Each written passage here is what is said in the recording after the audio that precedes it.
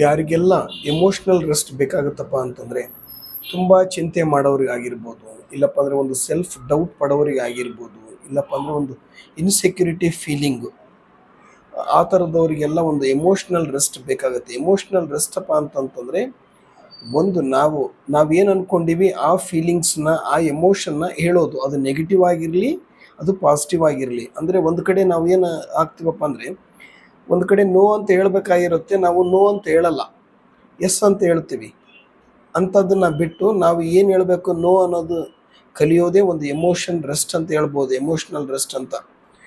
ಎಲ್ಲಿ ನೋ ಅಂತ ಹೇಳ್ಬೇಕಾಗಿದೆ ಅಲ್ಲಿ ನಾವು ನೋ ಅಂತಲೇ ಹೇಳಬೇಕು, ಎಲ್ಲಿ ಎಸ್ ಅಂತ ಹೇಳ್ಬೇಕಾಗಿದೆ ನಾವು ಅಲ್ಲಿ ಎಸ್ ಅಂತ ಹೇಳಬೇಕು. ಇದು ಒಂದು ಎಮೋಷ್ನಲ್ ರೆಸ್ಟ್ ಅಂತಲೇ ಹೇಳ್ಬೋದು. ನಿಮ್ಮ ಫೀಲಿಂಗ್ಸ್ನ ಏನೇನಿದೆ ಅದನ್ನೇ ನೀವು ವ್ಯಕ್ತಪಡಿಸ್ಬೇಕು. ಸುಮ್ಮನೆ ಟಾಕ್ಸಿಕ್ ರಿಲೇಷನ್ಶಿಪ್ಪಲ್ಲಿ ಹೋಗ್ದೇ ನೀವು ಫ್ರೀಯಾಗಿ ನಿಮ್ಮ ಫೀಲಿಂಗ್ಸ್ ಹೇಳಬೇಕು.